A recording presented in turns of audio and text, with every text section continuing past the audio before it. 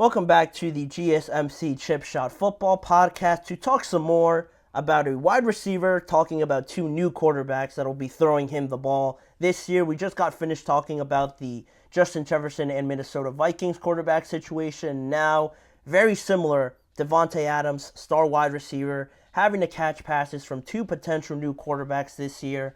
And this one's a tighter battle. This one is actually going to be a quarterback competition, just based on all the reports. And just on both players, both Gardner Minshew and Aiden O'Connell have very good cases to be the starting quarterback. If you look at Aiden O'Connell, he's been there. He was there last year, a 5-5 record after Jimmy Garoppolo went down. And you have that case in Aiden O'Connell. And then you have Gardner Minshew coming over from the Indianapolis Colts and putting on another solid season as this journeyman quarterback. Hasn't been with a team too long, but wherever he goes, it just seems like he produces and he understands the offenses that he's trying to lead out there, and I think that is also a very good reason for him to be the starting quarterback. I thought he would be the starting quarterback, but according to sources pretty close to the situation, it seems like Aiden O'Connell right now has the slight edge over Gardner Minshew just for that reason. He was there before. The level of comfortability with him is there. And according to ESPN's Jeremy Fowler, he believed that Davante Adams' preference was Aiden O'Connell for those reasons. But big picture, talking about these two guys, one of them is going to be the quarterback going forward this year. But where is this quarterback situation going to be moving forward? Big picture, I don't think many people are too confident on the fact that one of them is going to be the quarterback for the next 4 to 5, 8 years or something like that.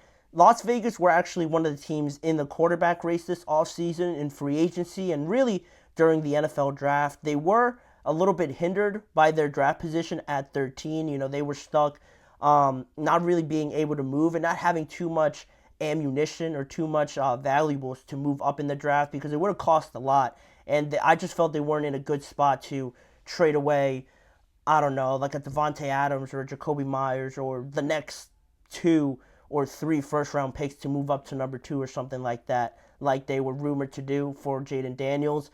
I thought they had made the right choice by staying put, but now you enter a weird transition period, a period where you don't know how long these guys are going to be your starting quarterback because you obviously want to get a little bit more talented there. But for the time being now, Davante Adams was or is going to be an important part to this entire thing, to either these quarterbacks' success and just as an overall offense as well. He spoke on FS1's Speak on Tuesday to address the quarterback competition so far. He actually said he doesn't have a preference, but instead he just wants the quarterback that is the most confident out there, that when they are out there doesn't really blink in the face of adversity, and it's just ready to go week in and week out. He wants the quarterback. Whoever can do that week in and week out, that's the one Davante Adams wants to start. But he did mention and go a little bit more in depth on who he thinks is ahead right now in the quote-unquote race to be the starting quarterback for the Las Vegas Raiders. And that's the part I did want to share with you guys when he said, I think right now, if I had to say, I think Aiden has the job because obviously he was here before and that's the way it was. He was running with the ones more until Garner comes in and takes the job away from him. I think it's Aiden's job right now. And Davante Adams also mentioned that he was happy with what the Las Vegas Raiders did this offseason, obviously adding Brock Bowers as the biggest addition, bringing back some pieces on the offensive line, adding some pieces at the running back position as well. Here or there on defense, it's a little bit of a hit and miss, but overall, when you add a guy like Brock Bowers, that immediately increases your offensive production, your offensive variability, really, because now you have so many playmakers around whoever the quarterback is that I'm expecting it to look a little bit better, but you definitely do need the right quarterback in place to execute it and make it look right. And that's what they're going to do. I mentioned before in a video previously that their formation and their scheme is going to change a little bit, running more 2 tight end sets to get Michael Mayer out there, excuse me. not the fictional character. But get him out there, get Brock Bowers out there, obviously. Davante's going to be out there. And the running backs, again, it is a questionable one, just because the names aren't too familiar with Zamir White, Amir Abdullah back there as well, and Alexander Madison. Three guys that not a lot of people are too familiar with, other than maybe Alexander Madison, but he didn't have a great season as the starter.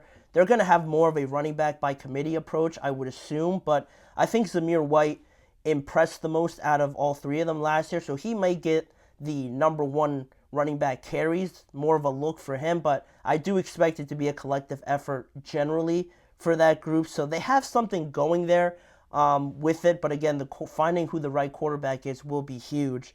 But it did bring me to this place where I found myself asking, with Davante Adams, getting him over to Las Vegas, a huge move for them to bring over a star, to really be the face of this organization in a time where they were going through head coaches. It wasn't looking great. They had Jimmy Garoppolo and Josh McDaniels, but then that blew up in their face. Now both of them are gone. You bring in a new quarterback, Antonio Pierce, now won over all of Las Vegas with how passionate he was and just how much he really cared about the team.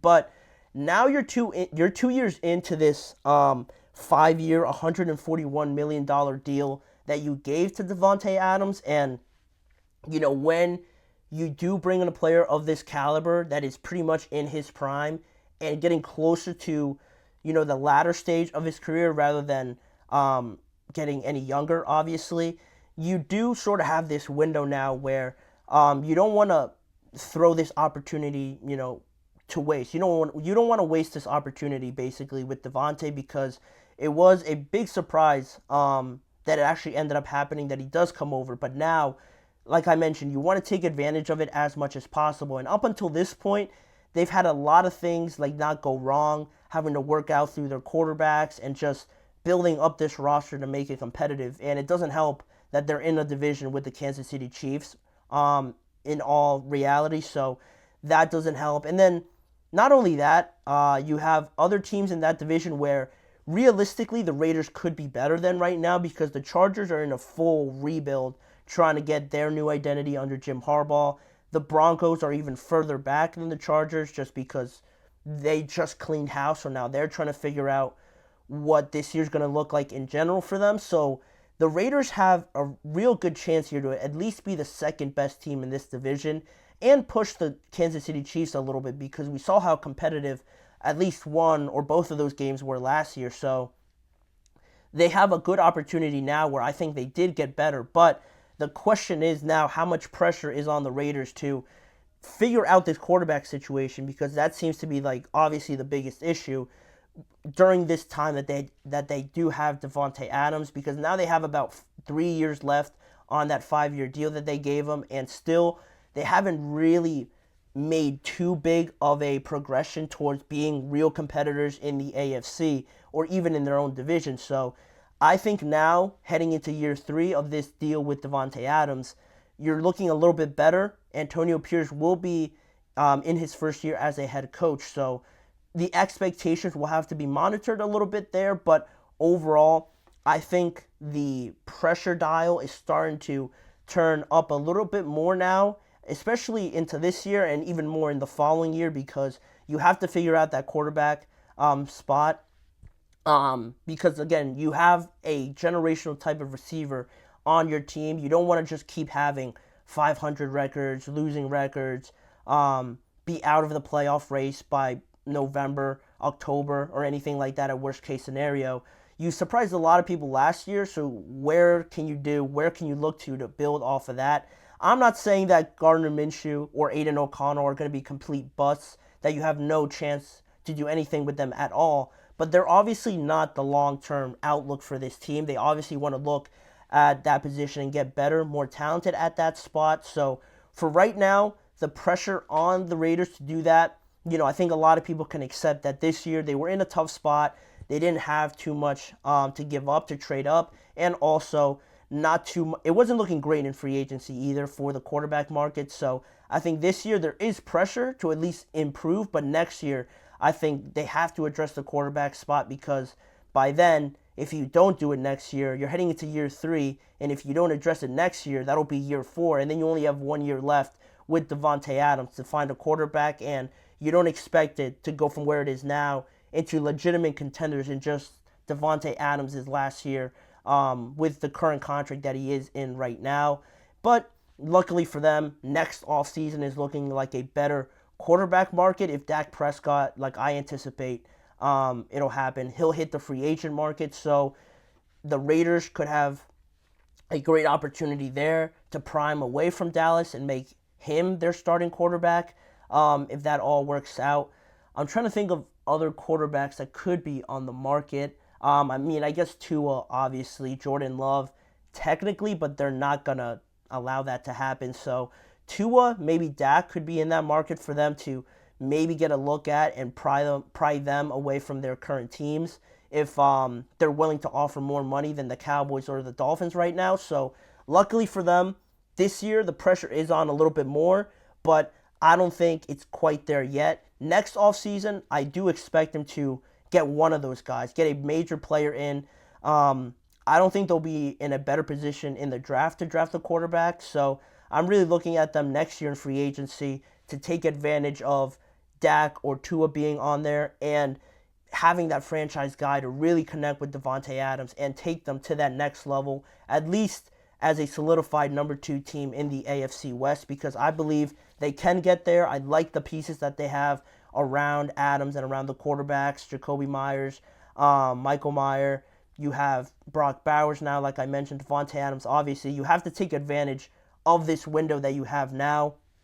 And lucky for them, the market could be looking very enticing for them next year. So right now, not too great of expectations on the Raiders, but it is getting there. Hopefully it does get there. Hopefully there's not a lot of backlash on Antonio Pierce being this his first year. I believe he'll do great, but a lot of things could go wrong in the season with injuries and stuff like that. But I don't think it should be a make or break season just yet for the Las Vegas Raiders. But that is my opinion. Let me know what you guys think on the Raiders and their quarterback situation going forward.